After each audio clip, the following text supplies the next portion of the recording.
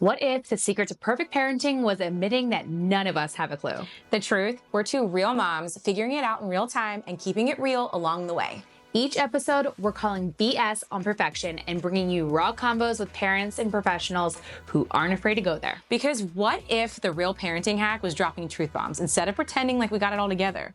Let's get into it. Put him on the boob. Let's talk about it. Let's talk about boobs. Hi. Who is that? Hello. We're going to talk about boobies. Ooh, we're going to talk about boobies, your favorite subject. People's eyes were like, boobies? Boobies? All right, let me put him on the boob. She's pointing. And I will do a disclaimer again. He can breathe. This is a nursing cover. There are holes.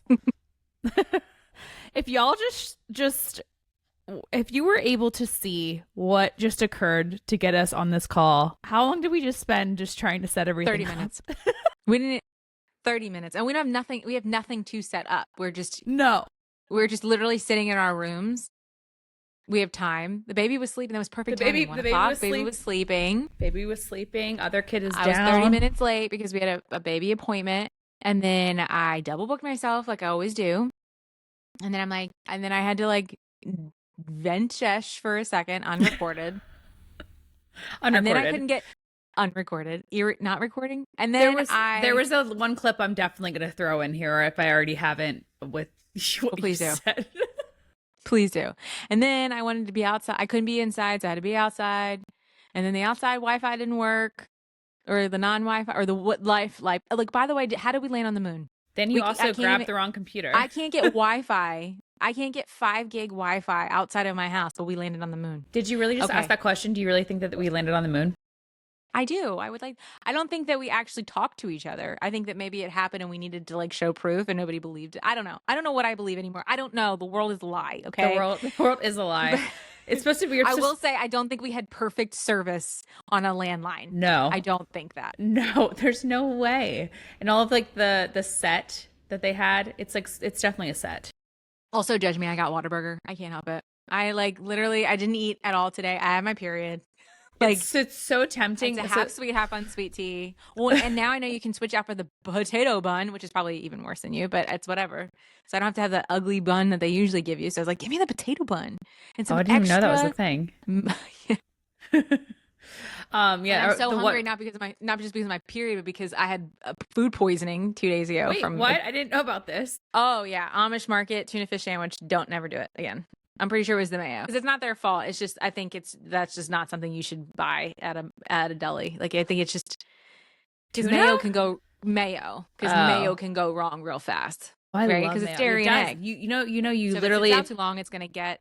Yes. That's the same thing with sushi. Is people don't realize it's not really yes, there are parasites in the fish, but it's not really the fish that gets you sick. It's the rice, because the vinegar ferments and it creates, it creates a haven for bacteria. And so that's what you run into is when you get really sick, it's usually less the fish, more the rice. So in the sense of the tuna fish sandwich, it's probably the mayo and not the tuna itself. Gotcha. So I heard that that was you're not really supposed to let it sit out it functions like barbecues and stuff like that. You should not have it. You should have it on ice, essentially. No, because any other, if you think about, we worked in food service for a very long time. So you learn that certain things can't set out, because at some rate of what is happening with it's because I have the filter on. You have a filter on. I can't turn it off now. I'm just going to keep this low. It's Truth fine. Moms. It's Truth Moms. I don't even have mine up because it's just propped up right now on my computer. But yeah, you know what? There's a place that actually keeps mayo on the table now. I'm trying to remember where it is. I go there a lot, and now I need to tell them not to do that. Especially if there's egg in it. If it's not vegan based. Vegan based still you're running an issue, but I think it's more so if there's egg in there. Yeah. It shouldn't be sitting out. I don't know. But anyway, so I learned my lesson there. And then 2 days later, I got my period. And so here I am, just a ball of fucking joy. Okay? A ball of joy. She's on one today, folks. This is going to be a really interesting episode. I know. I was like, I have to apologize for my behavior. I'm just angry today. And I've been angry. And that makes sense why the last one I was PMSing. Okay? I was angry on the last one. Everyone's coming for me oh, who was break? I'm like, I'm not talking about moms Oh, that need a break. I'm talking about moms that never want to be around their kids. Like, yes. never. Not like just, hey, for 5 minutes. Not for like, hey, I could use a girls' night. Like, never. There are moms that would prefer their kids to be background noise. And that's where I was coming from. And like, for Right. whatever reason, like, we're going to get into it with breastfeeding awareness week. Like people who don't relate to what you're saying get offended about like the smallest minute detail in the clip, and then instead of understanding like no. Or even people that try to sympathize with what she was saying, I was like, and then she doubles down. Did you see she Yeah. doubled down? Mm-hmm. And I'm like, you're just a bitch. Like, you're just Yeah. an angry bitch. Like, I'm so Yes. sorry. Like, I'm really Like, gonna try to be sorry, Holy Spirit. I'm gonna just try to for a second maybe like say a prayer for her, even though she's atheist. But like, I just can't stand people who, one, like, fine, you can stand behind what you say, but be like, hey, you know what? Like, I stand firm what I said, but I feel bad. I'm sorry for at least like the community that I put in a box. She's like not even no, she's not even trying. sorry. No. Well, And that is like, that's a terrible place to be. I'll say it. Like, honestly, if you really feel that way about your kids, then that's somebody that should not have kids. I'll say it. I don't care. Like, you just should not have kids. If that's how you look at your kids and you want them to get away from you so bad, and like you're saying that's the easy thing to do, whatever, like, you shouldn't have kids, because you have to nurture them and you have to be involved. Like, Well, also, to I some think that degree. because these are people that already do have kids. I would love, I think this is the part where we're talking about like what you feed your kids intellectually, spiritually, emotionally is what they end up becoming. And so I think that's more so for me. It's not just like they're a burden to you, it's that you lack the general understanding of other schools of thought. So you have only taught one school of thought. So you are no different than the box of women that you just projected on. You were no Right. different Right. because you refuse to see things from a different lens of different places. And again, I'll say it out loud because she keeps saying like, I guess because was it like a news center, the Fox or somebody, like, so of course, like the one thing that she called out on was is like the conservative culture. And it's like, look, we're not all conservative, but we all can all believe in like homeschooling. We can all be upset with the school systems. We can all be upset with the stuff in our kids' food. We can all be upset with and just think differently. We can all be upset. What was the other thing?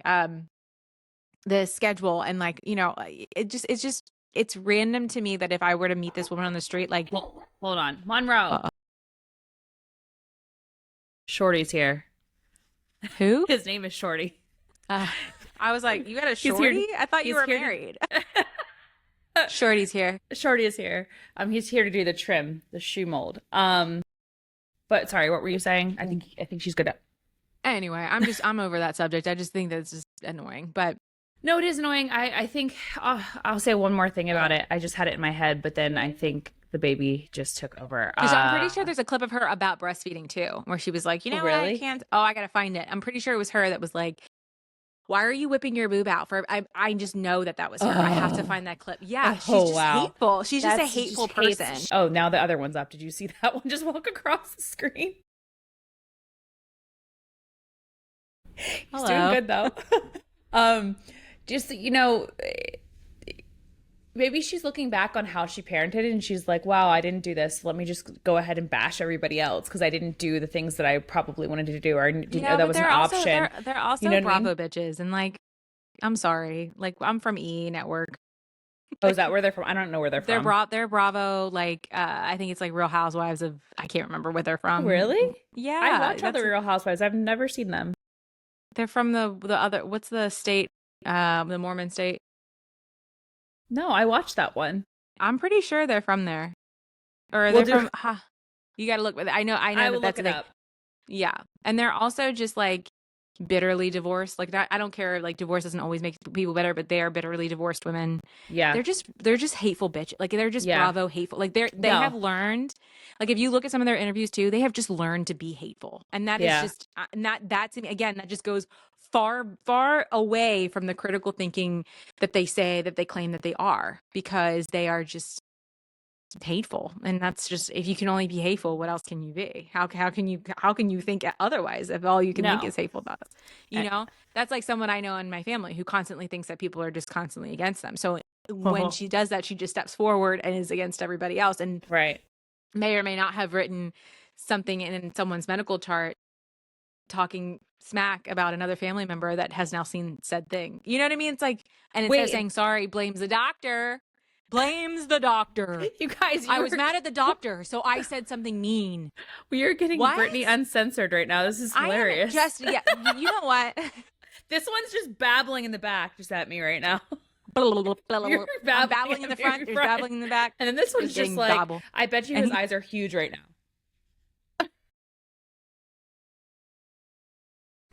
Okay, let me tend to him really quick to see what he wants and put this baby down, and then we can get into breastfeeding. Give me 1 second.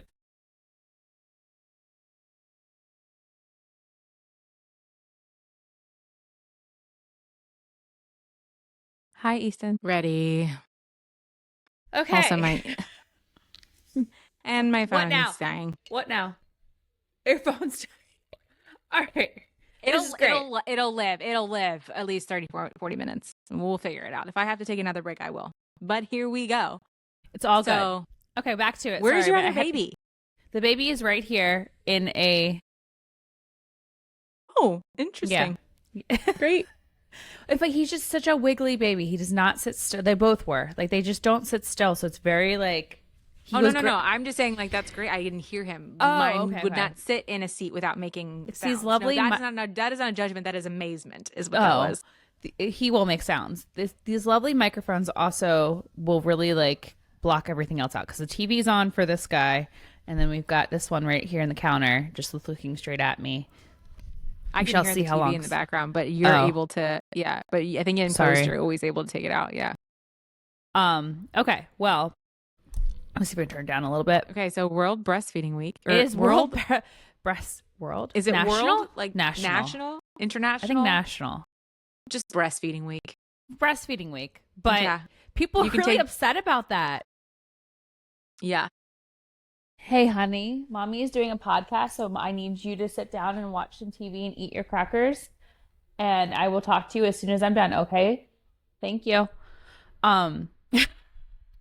Every time we try to start, it's like something else keeps being thrown at us. Maybe isn't this awesome? We don't need a podcast studio because no, literally, like God is like, just stop. Can you guys just stop? Like every 5 seconds. We're gonna keep going. But we're like, no.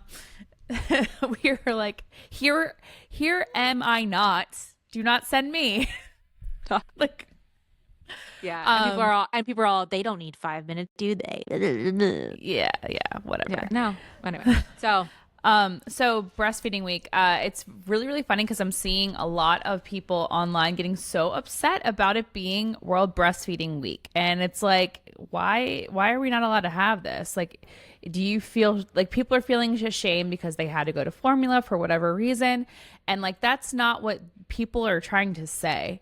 That's not the reason for breastfeeding, National Breastfeeding Week. The reason is to bring awareness, because really breastfeeding is something that we learned from, learned a little bit more with Andrea, but like, who was instinctual mothering, but it was something that, the generation before us, they didn't really do it because of formula being introduced, and even the generation before them, they weren't able to do it. And it's kind of like this new thing, and you have to really fight for it. And there hasn't been a lot of support for it in the past. We're getting a lot better, but the more awareness that we're bringing around it, it is better. I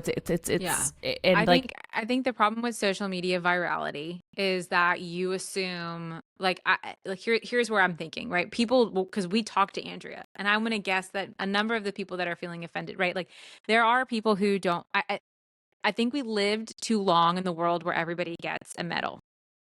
100%. And we live too long, instead of saying that we can appreciate something for what it is without excluding somebody intentionally. We're not saying, or I'm thinking the whole point, like you said, of having a thing that we learned from Andrea. So unless you maybe listen to that, or you do some research on predatory marketing from formula companies, or, when it isn't World Breastfeeding Week and it's any other week about mothering, and they're the top sponsor because they're, by the way, you can't sell breast milk in a bottle. So there isn't a brand that is just breastfeeding.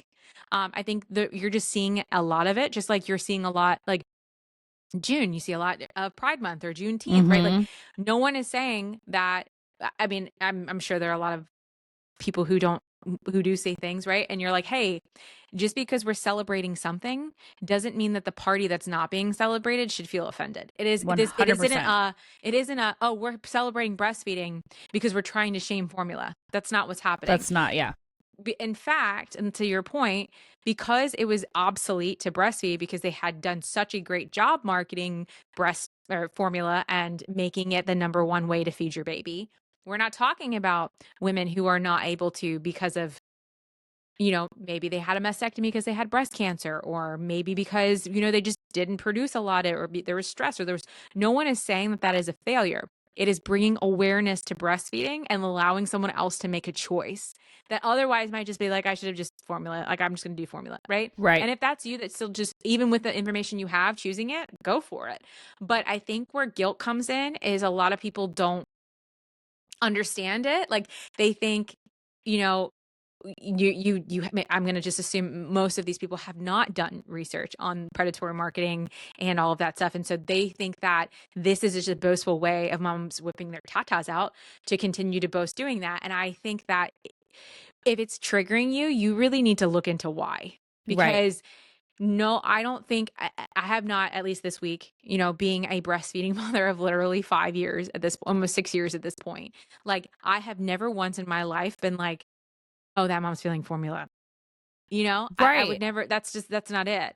In fact, I've only ever felt shame breastfeeding when I'm doing it in public, or feeling like, I think I'm pretty confident about breastfeeding, and I have. But there are moments where I'm like, people like dramatically look away when I'm trying to feed my child. And it in no way stops me from what I'm doing, but I see it and I'm aware of it. And to maybe a mother of lesser confidence, that might stop her. That might, if she doesn't have the back, it's the same thing like when we talk about with the Bible, or we talk about with science, or we talk about with anything that we've talked about with moms. It's like, whatever you choose to do, just do the research on it. Because if you continue to say, like, this whole thing is just backing up data. We're just talking about data so that you can feel confident in what you do and you don't have to feel one way or the other. No one's asking people who are not breastfeeding to feel guilty. Now, if you do feel guilty, that might be an internal use case. Like, we need to look at that, right? Like if if you're somebody that really wanted to do it and you unfortunately could not, hey, maybe your next child, like, do more research like you're saying, and then go find that support system that you really, really need to make it happen and to make it work for you. Just knowing that it's there, bringing awareness to it, saying, okay, like, this isn't necessarily like end all be all. Right. And also, right, if you're someone who does do the research and chooses not to, then don't get offended. You made a choice. Right. Just like we make choices about what our kids eat, right? Like if something comes out tomorrow and they're like, man, and like Annie's food is just the most toxic thing on the planet. Well, I've been feeding my kids Annie's since they've been able to eat mac and cheese, right?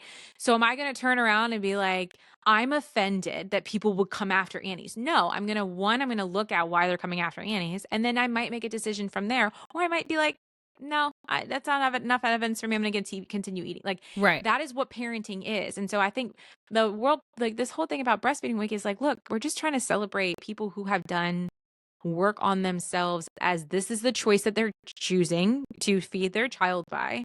It is ancient and historically, right? Like, and honestly, like, I think a long time I've danced around it because I don't want to offend anyone and I don't want people to feel bad, but I'm not going to dance around the fact that breastfeeding is definitely more nutritious. I'm glad you said that, because I was about to say that. Like it is.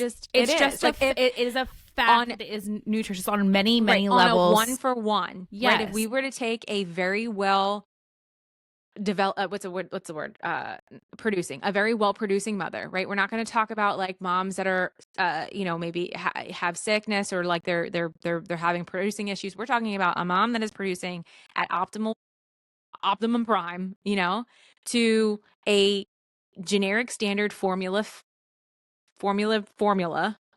ingredient list. And if you did 1-for-1, right, like it is. Now, no one's saying, by the way, I'm a formula fed kid.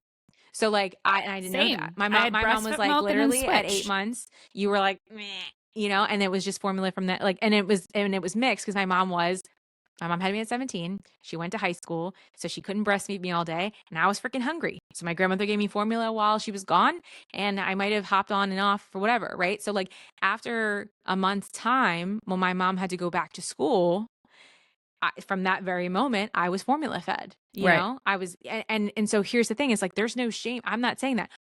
Am I the most healthy that I could ever be? I don't know. I can't go back in time. But Right. what I do know is formula ingredients have changed over time.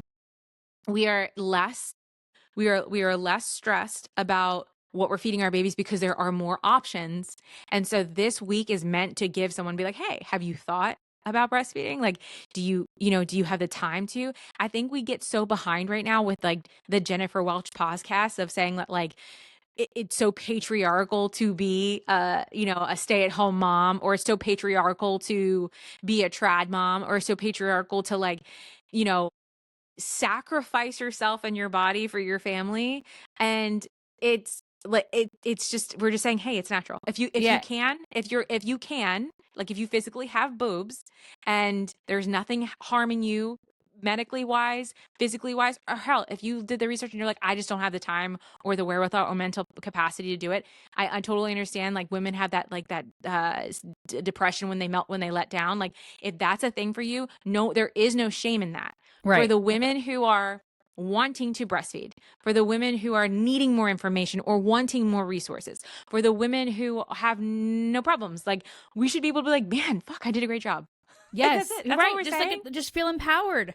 Like, Yeah. and not to mention just basic, hey, you don't have to spend money. Like it is free. It is from your body. Okay, Like I do want to stop that though, because I think that's a little skewed.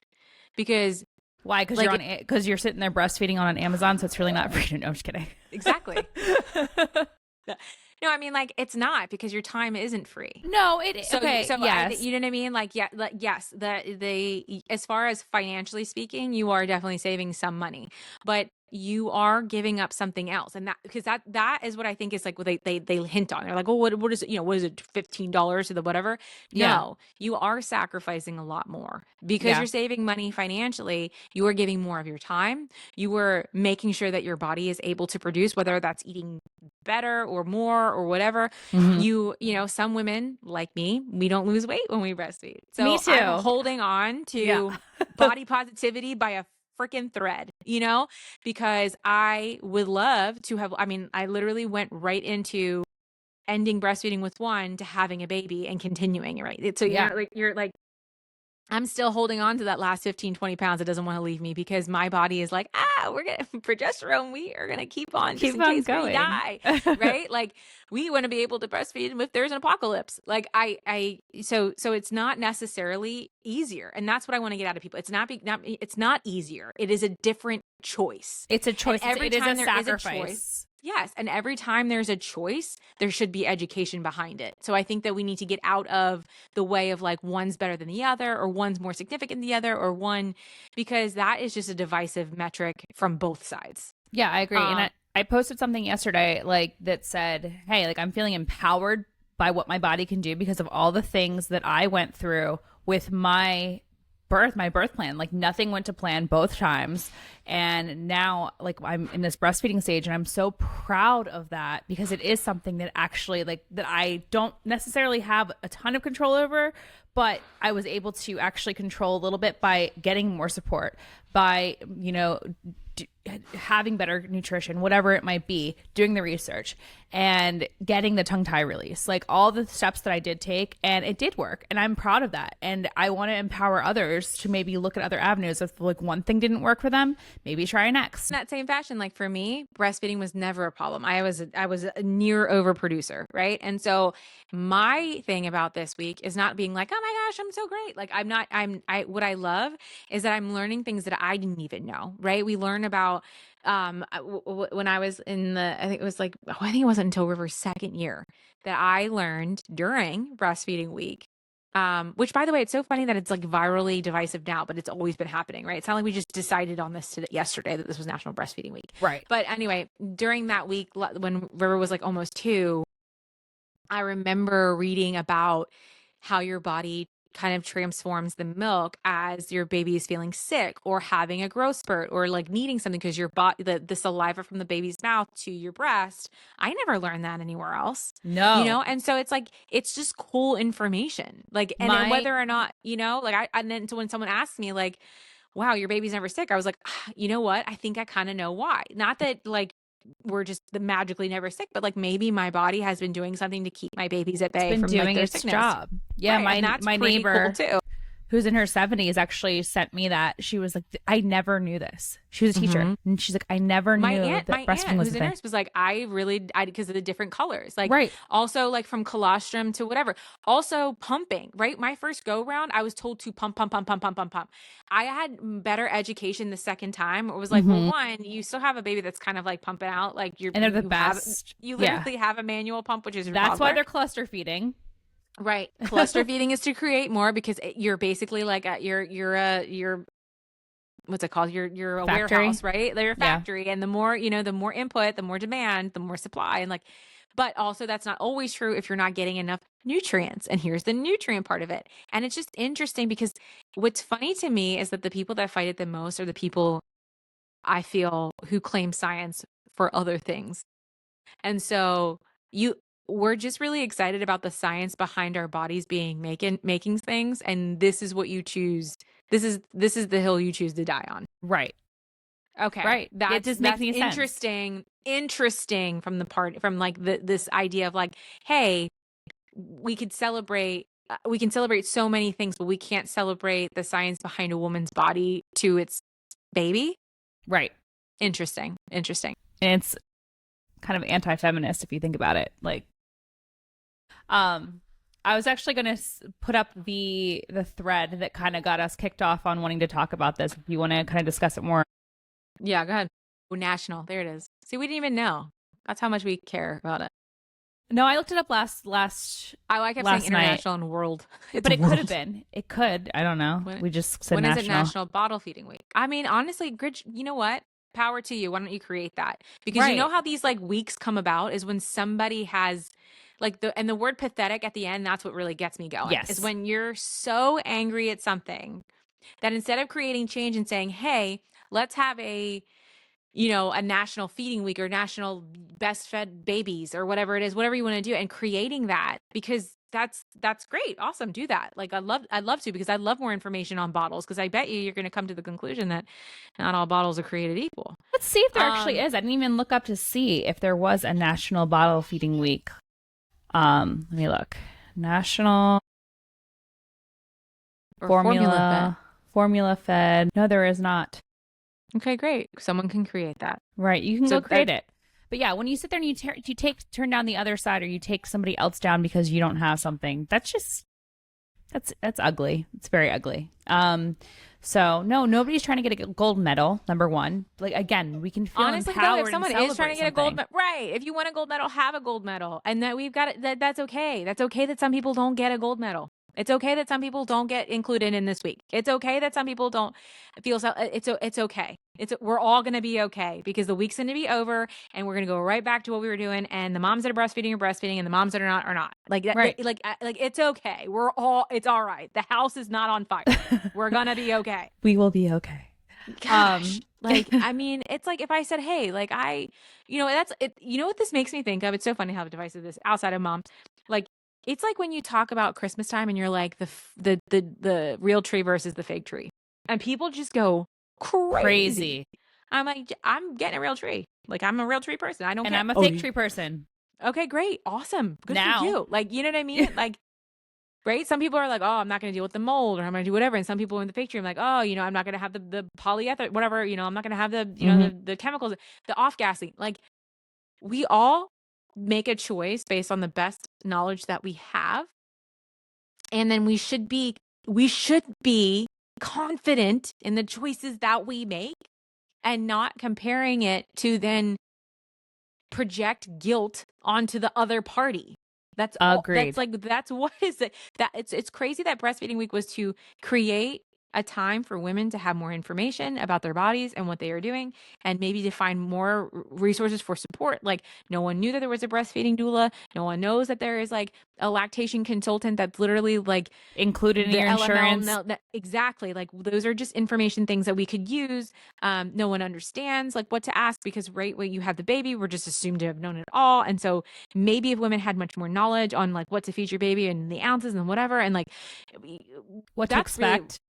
Yes, it's like, okay, so because none of that relates to you, we've just spent the entire week arguing whether or not that week is valid. Right. Interesting. Okay. Well, let's find another week to fight about. Is there something else out there that we can fight about? There's plenty. Okay, let's find some, you know what, next one we should find some of the craziest weeks of like whatever and be like, oh, we should. Let's could talk someone about be upset that. about this, you know? Yeah. Outside of the norms, like, you know, people who don't like gays hate pride. Like, okay, we get that one. Like that one makes sense. You know, like there's obviously going to be people who don't agree with it. But like I want something just like a random like National Broccoli Week. Like, who fucking hates broccoli? I need to know. There are people, I think. Hold on. What? CC's coming later. You woke up way too early. You think that's funny? Now my child, this is what we are dealing with. My child is sitting on the counter behind my other child. I love it. Hi, Easton. Can you say hi, Miss Brittany? Okay. Also, can you tell I haven't been to church? I'm like cursing. I need to get back. This is my period. Oh, you I need to haven't? go to church tomorrow. I know I have been every Sunday. I'm just saying, like, I'm at the end of the week and I need it. Oh, you need it again. Okay. I was gonna say, that's not like you. Did you want to get into that other clip that you sent me that I thought was super interesting?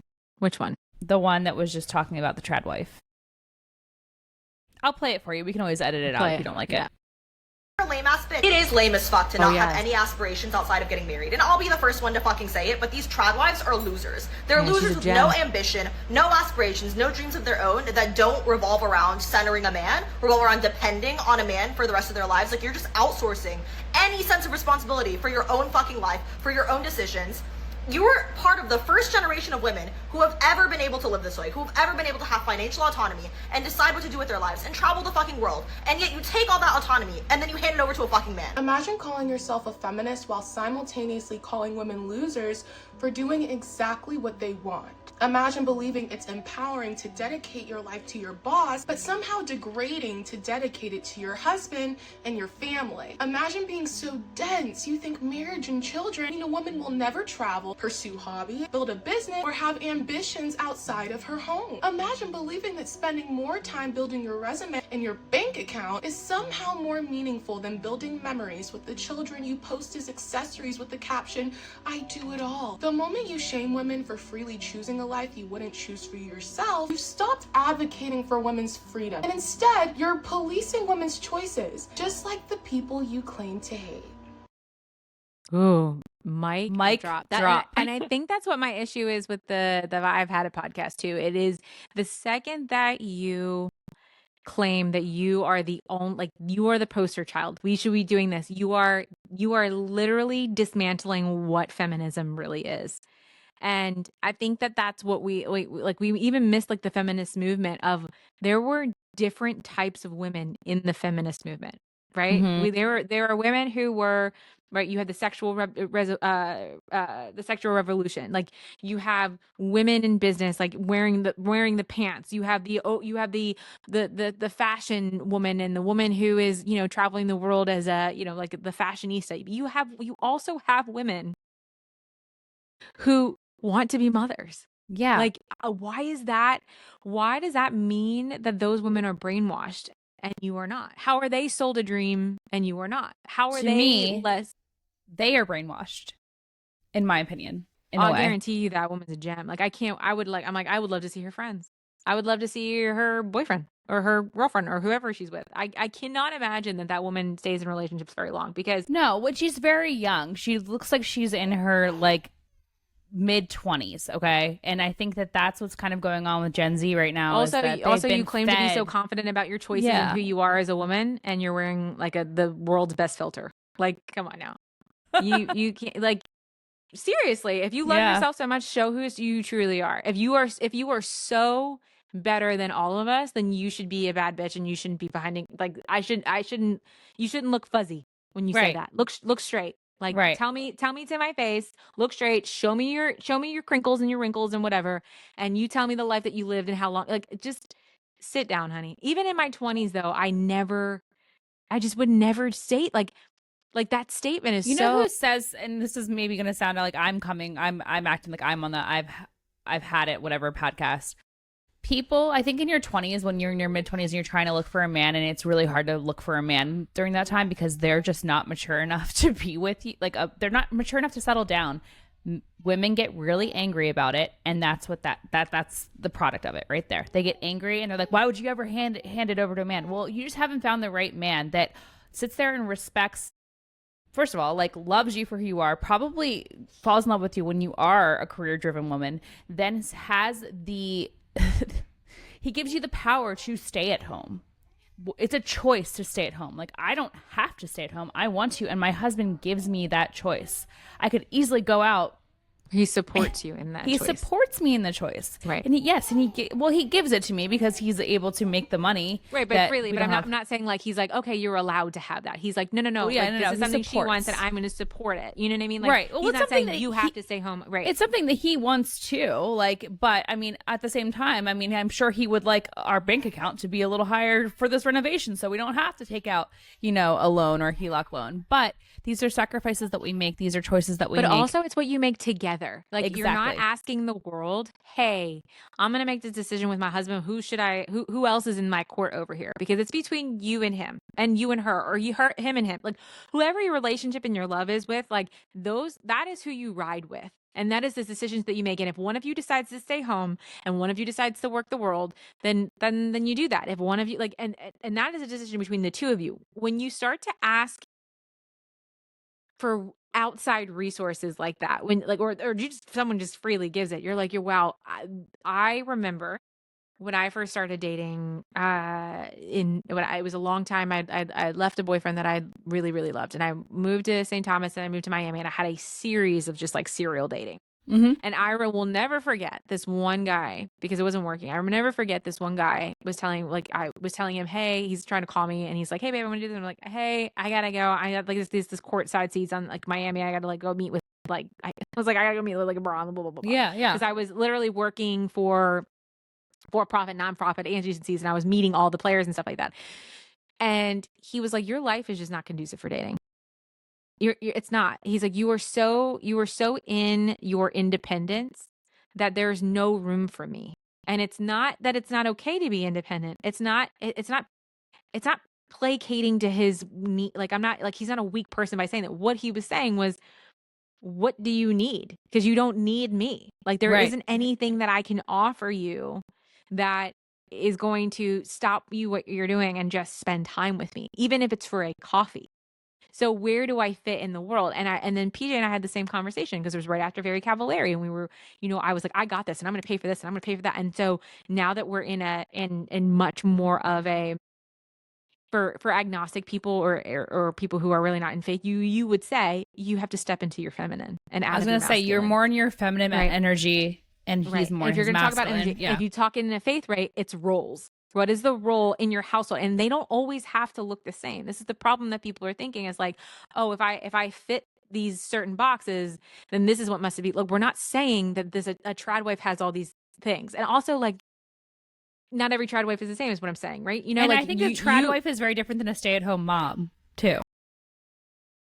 Was a traditional wife. Well, I think but the label is, when I think trad wife, I'm thinking like baking sourdough every day and like tending to my garden. Like, I'm not doing that every day, honestly. I'm just I tend to my garden, but you do, right? But I'm not a stay-at-home mom. Right. Exactly. So that's what I'm saying. Like, we're not we're saying the same thing. It's like, just because you do some things doesn't mean you fit into a box. And and then so that to put all women into one place and say, wow, you do this, because at some point she's going to say something that's going to hit me. Like, okay, yeah, we do share finances. Okay, so that's going to hurt me. I must not be independent enough. And the goal, whether she knows that or not from her her post, the goal is to get you to leave your husband because she wants you to think that you're a loser. And that the only way, for whatever reason, is her way. And she's the happiest fucking most great person on the planet. Who wouldn't want to be like her? And so in order to be like her and to travel the world and to have all these things and to be this.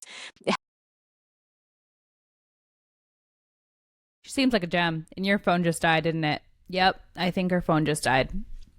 Great. All right. Well, I think what she was trying to say was that she is this gem. She seems like such a gem. And in order to have a life like hers, then you have to get rid of your husband or you have to get a divorce. And that's not the case. All right. Well, with my kids screaming in the back and Brittany frozen on the screen, I'm just going to go ahead and wrap it up.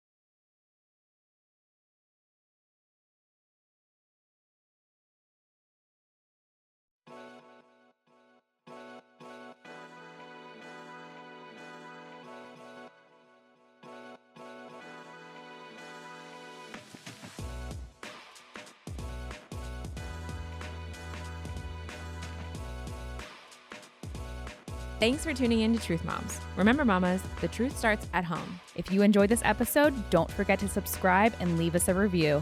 It really helps us reach more moms like you, and plus, it's free. Until next time, stay strong, stay curious, and we will keep dropping those truth bombs.